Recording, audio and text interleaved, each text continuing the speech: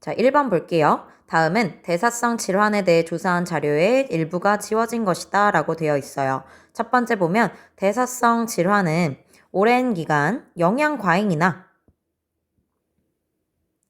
기억 부족 등으로 불균형이 지속되는 경우 나타난다 라고 했고요. 1번 보면 운동이 기억에 해당될 수 있냐? 운동이 부족하게 되면 활동 대사량이 떨어지게 되겠죠. 그러면 에너지의 불균형이 있을 수 있게 됩니다. 따라서 1번은 맞고요. 두 번째 동그라미를 보면 대사성 질환의 종류로는 비만, 니은, 고지혈증 등이 있다. 니은에는 고혈압, 당뇨병 해당할 수 있겠죠. 맞습니다.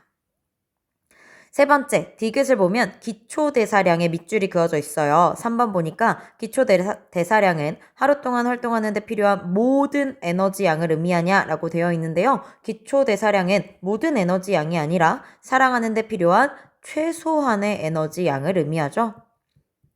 따라서 X입니다.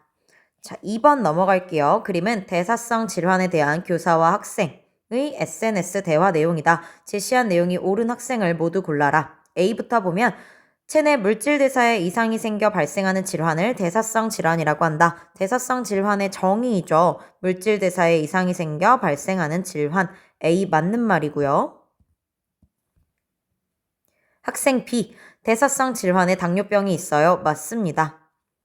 에너지 과잉 상태가 지속되어 생긴 비만은 대사성 질환을 유발할 수 있다. 맞습니다. 비만일 경우에는 대사성 질환이 발병할 확률이 높아지게 되어 제시한 내용이 옳은 학생은 A, B, C 모두 다입니다. 3번 볼게요. 에너지 대사와 건강에 대한 학생 A, B, C의 발표 내용이다. 제시한 내용이 옳은 학생을 모두 골라라.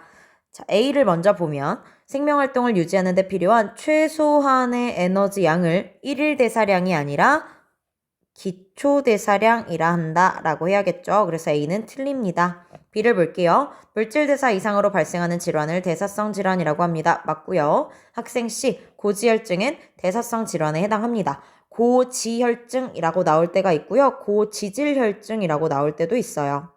같은 말입니다. 따라서 3번은 B, C라고 답변하시면 되겠네요. 4번 볼게요. 표는 사람의 질환, 가, 나의 특징을 나타낸 것이다. 가를 보면 혈액에 콜레스테롤과 중성지방이 정상 범위 이상으로 많이 들어있는 건 고지혈증이죠. 고지질혈증입니다. 나를 보면 호르몬 기억의 분비 부족 또는 작용 이상으로 혈당량이 조절되지 못하고 오줌에서 포도당이 검출된다 라고 했어요. 오줌에서 포도당이 검출되는 건 당뇨병이죠.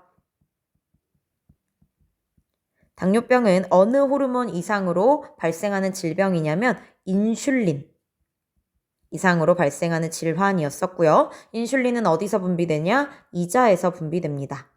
1번 가는 당뇨병이다. 틀리고요. 고지혈증이라고 해야 돼요.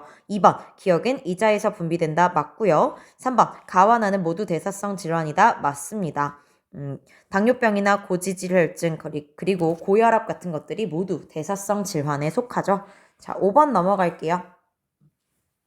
가와 나는 각각 사람 A와 B의 수축기 혈압과 이완기 혈압의 변화를 나타낸 것이다. A와 B는 정상인과 고혈압 환자를 순서 없이 나타냈다라고 했어요. 가에 비해서 나를 보니까 수축기 혈압이든 이완기 혈압이든 전부 다 높은 상태를 유지하고 있는 거 확인할 수 있죠. 따라서 나가 고혈압 환자가 되고요. 가가 정상인이 됩니다. 1번 대사성 질환 중에는 고혈압이 있다. 맞습니다. 2번 T1일 때 수축기 혈압은 A가 B보다 높냐? 이건 그냥 그래프 읽으시면 돼요. T1일 때 수축기 혈압 A 같은 경우는 여기 있고요. B 같은 경우에는 여기예요. B가 훨씬 더 높은 거 확인할 수 있죠. 따라서 2번은 X입니다.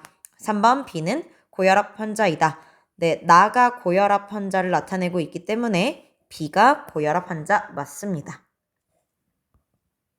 마지막 6번 볼게요. 성인의 체질량 지수에 따른 분류를 그림은 이 분류에 따른 고지혈증을 나타내는 사람의 비율을 나타낸 것이다 라고 했어요. 자, 오른쪽 그래프 한번 해석해 보면 비만으로 갈수록 체중이 증가할수록 고지혈증을 나타내는 사람의 비율이 높아지고 있는 걸 볼 수 있어요. 그래서 비만과 고지혈증은 상관관계가 있다라는 시사점을 도출할 수 있겠죠. 1번, 체질량 지수가 20인 성인은 정상 체중이냐? 자, 왼쪽 표 읽으시면 됩니다. 20은 18.5 이상 23 미만이기 때문에 정상 체중에 분류될 수 있겠네요.